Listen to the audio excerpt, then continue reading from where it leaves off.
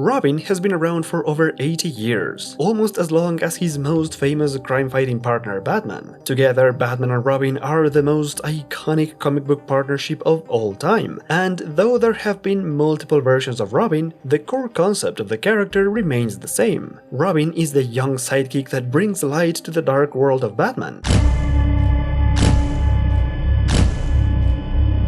On the surface level, it would seem as if Robin is this playful character that provides a colorful angle to the bleak reality of Batman, and in theory that works perfectly. But the longer I looked at Robin, the more I realized that it is exactly the opposite. In the practice, Robin makes the world of Batman even darker, and to prove this point, we need to look no further than the Batman movies. Batman has been adapted over 6 different times in live-action films, but Robin has only one live-action adaptation in the movies so far, and the big question is, why? This version of Robin has been hated so much that it's one of the reasons why we've never gotten another cinematic Robin since 1997. The abysmal failure of the movie Batman and Robin convinced Warner Brothers that Robin doesn't work in live action, a sentiment that was further reinforced by the huge success of the following solo Batman movies. And although it seems like we are finally getting a cinematic Robin in the future, it still took more than 25 years and a completely different Robin to make it happen. What I'm trying to say here is that maybe the absence of Robin in live-action movies has a much deeper and darker reason. The only reason why Robin works in television, animation and comics is because they always associate him with a lightheartedness that has become his trademark, while completely ignoring the more problematic side of the character, or using it to create shocking moments. Despite his cheerful attitude and colorful design, there is a dark aspect about Robin and how he became part of the Batman mythos that has hardly ever been explored. In fact, there's really only one story that dares to take a serious look at the origin of Robin.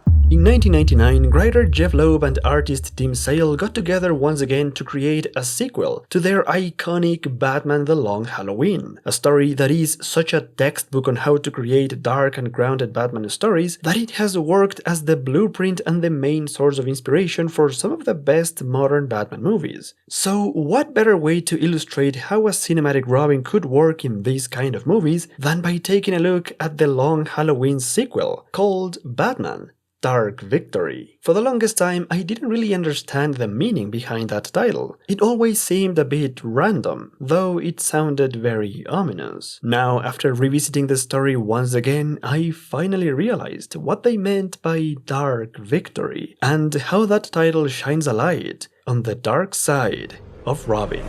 The story opens roughly 1 year after the events of The Long Halloween. Captain James Gordon has been promoted to police commissioner, and there's a new district attorney that has taken over Harvey Dent's office and who doesn't get along well with Gordon or Batman. This lady is called Janice Porter, and she decides to reopen the case of the Holiday Killer, the serial killer who murdered members of the crime families of Gotham for an entire year. These initial chapters of Dark Victory explore the aftermath of The Long Halloween, showing how the crime families of Gotham have lost all their power, while the freaks run the city after a massive breakout from Arkham Asylum released the most dangerous inmates. The downfall of Harvey Dent has fractured the alliance between Commissioner Gordon and Batman, who has now decided to take the burden of crime fighting all alone, refusing to collaborate with Gordon and avoiding any help, even from Catwoman. And this is the theme of the story. It's all about Batman's loneliness, how he perceives himself as being completely alone ever since his parents died, and how alone he is after the downfall of Harvey Dent. But this approach gets complicated when a new serial killer shows up and starts taking down members of the GCPD, hanging them to death once every month. The crimes are too reminiscent of the holiday killings, and the media starts dubbing the killer as the Hangman. Once again, Batman finds himself stumped, and one of the weird things that happens is that early on in the story, Batman seeks help from the Riddler to solve this case. This goes to show that Batman refuses to work with Gordon or any other ally, and instead he would rather force one of his enemies to help him, just to avoid getting other people involved. In other words, Batman is determined to work alone and stay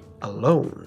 This new attitude that Batman has adopted is masterfully translated to the art of the story. While in The Long Halloween, Batman was almost always illustrated as this larger-than-life presence that dominated every panel and splash page that he appeared in, Dark Victory shows us a much more restrained Batman, almost always hiding in the shadows and never as imposing as before. This subtle and restrained approach to the art is a perfect visual metaphor of Batman's new attitude of doing things alone, which soon starts to become self-destructive. Batman becomes so absorbed by the mystery of the Hangman killings that he neglects his personal relationship with Selina Kyle, leaving her with no other choice but to end their relationship after Bruce stood her up more times than she could tolerate. After this, Catwoman completely disappears from the story, and this happened because Jeff Loeb and Tim Sale wanted to create a spin-off comic with Catwoman at the same time as Dark Victory, a story that would showcase Catwoman traveling around the world, investigating more about her origins and her relation to the Falcone crime family. However, they just couldn't make the story happen at the same time as Dark Victory, and they had to wait 5 years before creating Catwoman when in Rome.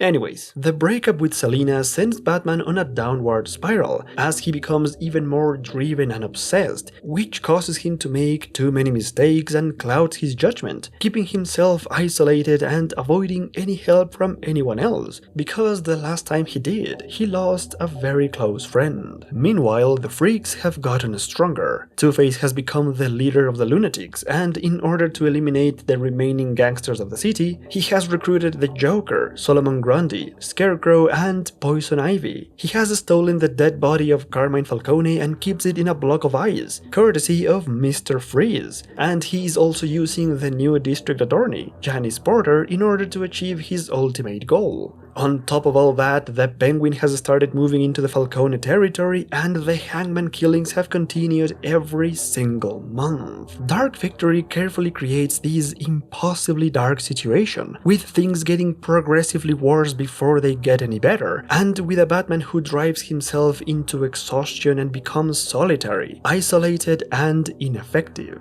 If the story had kept going at that pace, Batman would have lost, the villains would have taken over Gotham, and everything would be in darkness. But in Chapter 9, something happens. Something that completely changes the course of the story, and just by looking at the cover, you know that there's something different. All the covers of Dark Victory up until this point have featured minimalistic and monochromatic images with only one character, most of them villains. But Chapter 9 is the first different cover of the storyline, as it features two characters. Two little ominous figures of two very different kids, both of them surrounded by darkness and connected by just one word. Chapter 9 of Dark Victory is essentially a retelling of the classic origin story of Robin, which had been told dozens of times before. But unlike many of those stories, this one is the most effective. In this chapter, one of the remaining gangsters called Tony Zuko starts moving into the protection money racket, and he chooses as his first target the circus where the Flying Graysons perform as the main attraction. This of course ends with the tragic deaths of the Graysons, leaving young Dick Grayson alone.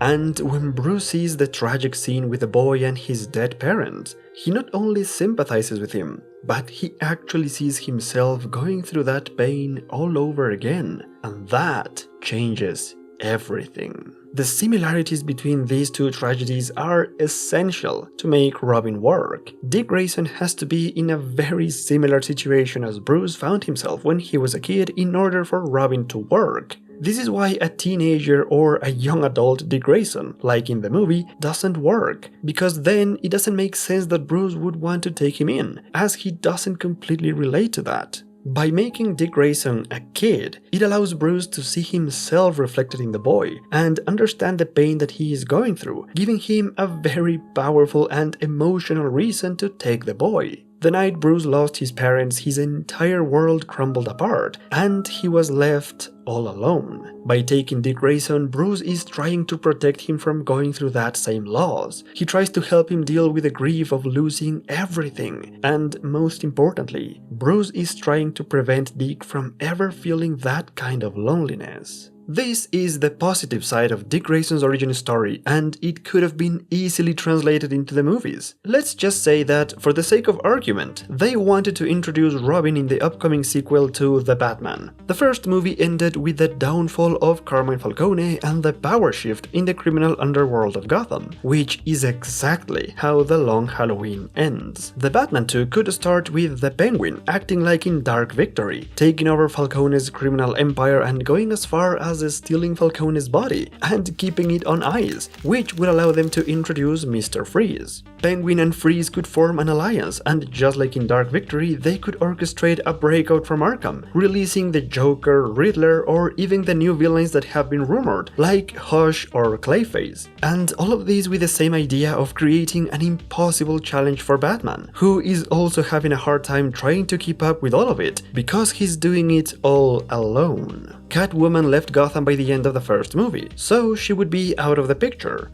And now that I think of it, it could allow them to make a Catwoman When in Rome spin-off movie, which is something I didn't know I needed until now. But anyways, Catwoman is gone, and Gordon could have been promoted to police commissioner, but his hands are now tied with a new district attorney that prevents him from working with Batman, and who may or may not be Harvey Dent. The combined forces of the Penguin, Mr. Freeze, and the general chaos created by the Arkham breakout should start to weigh heavy on a solitary Batman, and just like in Dark Victory, this would be the perfect moment to introduce the figure of an orphan into Bruce's life. It could be the circus or it could be anything else, but Bruce needs that moment of self-reflection by watching his own trauma repeated on another boy, which gives him a good reason to take the boy and would make him grow as a character. The only problem is that this is as far as we can adapt Dark Victory into a movie, because this is where things start to fall apart and Dark Victory shows us the dark side of Robin.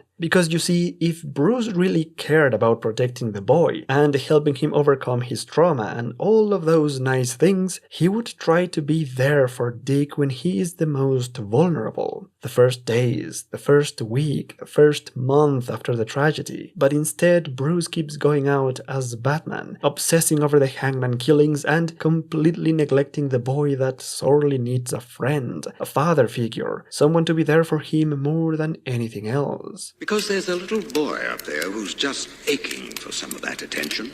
He needs a friend. Isn't that what you needed, sir? But that's Batman. He may have the absolute greatest intentions and the most noble reasons to take Dick Grayson, but he has zero clue how to help him. And what Dick needs more than anything is someone to help him process his grief. But because he ends up alone anyways, he goes after the criminals that murdered his parents, seeking both revenge and closure in equal measure, and endangering his life by going against adult criminals. All of which could have been avoided if only Bruce would have been more involved with the boy that he literally just took in. And that's the Robin problem, because as a result of Bruce's neglectful guardianship, the boy starts risking his life, and so Bruce makes two quick decisions. His first decision is to finally open himself to Dick Grayson, showing him the truth about himself and revealing his secret identity, marking an extremely important step in the character growth of Bruce Wayne as he finally realizes the importance of being open with the people that are close to him. He even reflects how maybe if he had been open about his secret with Harvey or Selina, maybe things would have turned out differently. Dick Grayson becomes the first person that Bruce reveals the truth to, and this decision starts his path of possibly healing from his past traumas and overcoming his demons. This could be an excellent arc for Bruce if they choose to do it this way in the movies, with Bruce Wayne starting out as an emotionally defeated character that learns to open himself to others, finally coming to terms with the fact that he is not alone. But this is superhero fiction after all, so of course something has to go awfully wrong, and in this case it's the fact that Batman, in his infinite wisdom, decides that the best way to help Dick find closure is to turn the boy into a small version of himself. In Batman's mind, what Dick Grayson wants completely makes sense. He sees absolutely no problem with a kid wanting to capture and confront the killer of his parents, because that's the one thing that Bruce wanted more than anything in the world. And so Batman enables the boy, training him with the sole purpose of giving him closure. And after 1 month of intense training, Batman considers that Dick is ready and takes the boy to confront Tony Zuko. The idea is to give Zuko a really good scare, forcing a confession out of him before turning him to the authorities, while allowing Dick Grayson to confront the man that took everything from him. Unfortunately, the plan goes terribly wrong. Zuko is not in the best shape, and after Batman scares the life out of him, he tries to run away only to be confronted by the boy and dying from a heart attack in front of him. And just like that, what little innocence Dick Grayson had left was completely gone. In a very short moment, Dick Grayson became directly responsible for the death of a man, and nothing speaks louder than the poor boy's confused face looking at the body of a man that they technically just killed.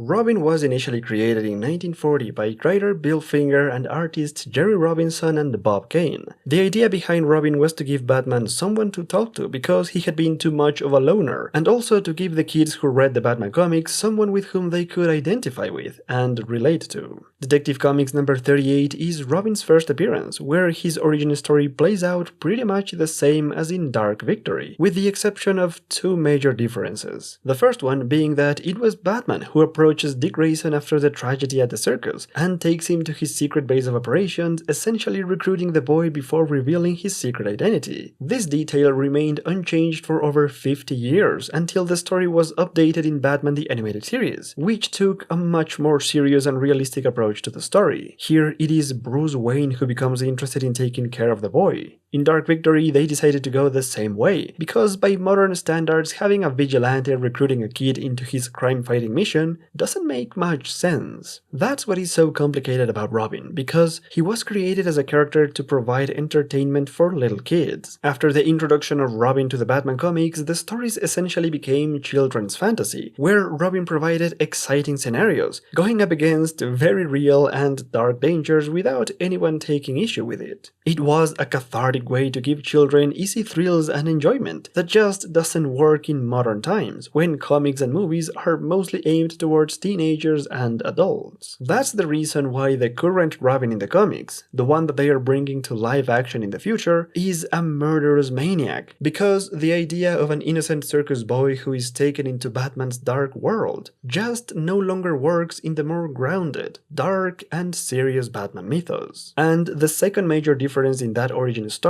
is that Robin doesn't kill Zuko, at least not directly. In that story, Batman and Robin capture Zuko, and after he is taken to the police, Zuko is sentenced to die in the electric chair. In this way, Dick Grayson gets closure, as Zuko pays his dues with society, allowing the justice system to work, and preserving the innocence of Dick Grayson. This idea of making Dick partially responsible for the death of Zuko was actually taken from issue number 100 of Legends of the Dark Knight from 1997. In this version, Robin also confronts Zuko and causes the man to have a heart attack. But the difference is that Dick learns that Zuko died much later after his confrontation, which naturally made him feel bad for having caused the death of a man, but still preserved his innocence by not letting him witness his death. Dark Victory takes a darker approach to this, and makes Dick Grayson witness the dark consequences of his actions, leaving him confused and terrified. But that would be exactly the price that Dick Grayson would have to pay in order to exist in the dark modern world of Batman, where he would be constantly exposed to this kind of violence. And what's even worse is that Batman doesn't seem concerned about the boy at all, as in the following chapters he finds himself obsessing over the evidence of the Hangman killings, completely stumped and without a clue, until Dick Grayson literally looks at it from a different angle, and with a fresh pair of eyes, he actually helps Batman solve the mystery, showing the Dark Knight the advantages of having some help.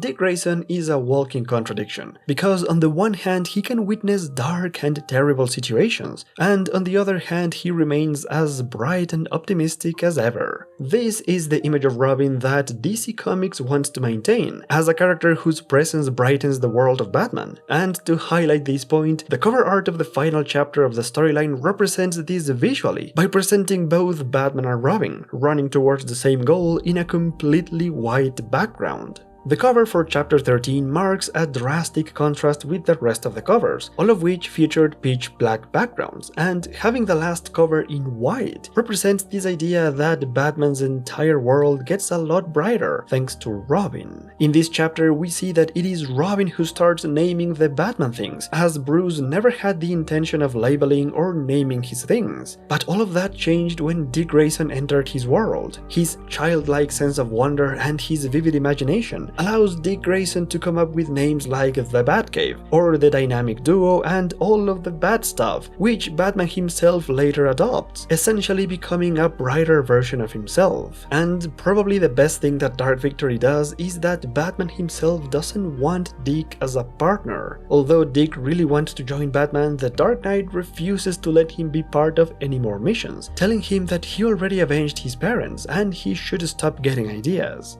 This is the same thing that happened way back in the Golden Age, when the creators decided to expand the origin story of Robin in Batman number 32, where we got to see that Bruce didn't originally intend to keep Robin as a partner, but he was convinced to keep him after Robin passed several tests. Dark Victory then reuses the same storytelling strategy, with Batman keeping Dick Grayson out of harm's way until trouble literally finds him, forcing the boy to become Robin and save the day. In the final fight, Two-Face and the Joker accidentally find the Batcave, and in order to stop them before they could explore further and discover everything, Dick Grayson jumps into action wearing his circus outfit and taking a lot of joy fighting the bad guys along with Batman, who arrives shortly after and joins the battle. In the end, Batman is only able to stop the enemies and solve the big mystery thanks to Robin, after which he finally agrees to take Dick Grayson as his crime-fighting partner, and he realizes that he is not alone anymore. This is the whole point of Robin, and why the character matters. Robin marks the first time that Bruce Wayne embraces his own humanity, the first time he opens up to another person, and it's the first time he actually does something for his own happiness, and he never does that. If Batman represents hope for Gotham, then Robin represents hope for Batman. Hope that one day he will eventually heal from his traumas and let go of the past. Robin is that childhood innocence that Batman fights to protect, because he lost his own years ago. Robin represents hope for everyone, even in the darkest situations. And this is the crux of the character of Robin. Because although his introduction allows Batman to change and become better and brighter, the outside circumstances that they would have to confront remain the same. It's not like their enemies also become brighter and start going easy on them just because there's a kid involved now. If that were to happen, any serious Batman movie could easily devolve into a Home Alone kind of situation. And that's why Dick Grayson's Robin won't likely be part of any serious Batman movie. Because in order for Robin to work in that kind of setting, Dick Grayson would have to sacrifice a big part of his childhood, and even though it is what he wants at the time, there are always going to be negative consequences of having a kid crime fighter that can't be overlooked in realistic and grounded stories. The bottom line is that Robin only makes the world of Batman brighter if that world is not dark to begin with. Otherwise, the presence of Robin only makes the world of Batman darker, as it creates a world where kids are constantly exposed to violence and dangers, and the adults are fine with it. A world where these kind of tragedies are considered to be some of the best Batman stories. A world where the only positive outcome of Robin is the character growth of Batman. In the end, Dark Victory perfectly encapsulates the Robin problem, because in order to give Batman hope, in order to allow him to keep working in the long term, to keep him sane and human, allowing him to evolve and grow as a person and a character that actually seeks his own happiness and embraces his humanity, in order to make all of that happen, a child needs to sacrifice his innocence, and that's one hell of a Dark Victory. Though this is a decent story in itself and actually the best origin story of Dick Grayson, Dark Victory is far from perfect, as it is extremely derivative of many other Robin origin stories, as well as The Long Halloween, creating a lot of callbacks to that story while following almost the exact same formula, and creating an intriguing mystery that is full of plot holes and ends up becoming a convoluted mess. And although it is a perfect showcase of the dark side of Robin, what I really can't get over about Dark Victory is this idea that Bruce Wayne simply ends up replacing Pussy for Dick. Friends, thank you so much for watching this video. I had to include a gag there at the end because it was a really dark and heavy topic and I didn't want to end it on such a bad note. And also because if I hadn't, it wouldn't have been a proper sequel to my Long Halloween video. Anyways, a big thanks to all of my Patreons and a massive thanks to all of you for making 2023 the best year of the channel and for giving me a good reason to keep making videos. I love you all, so please take care of yourselves and as always, I will see you in the next one.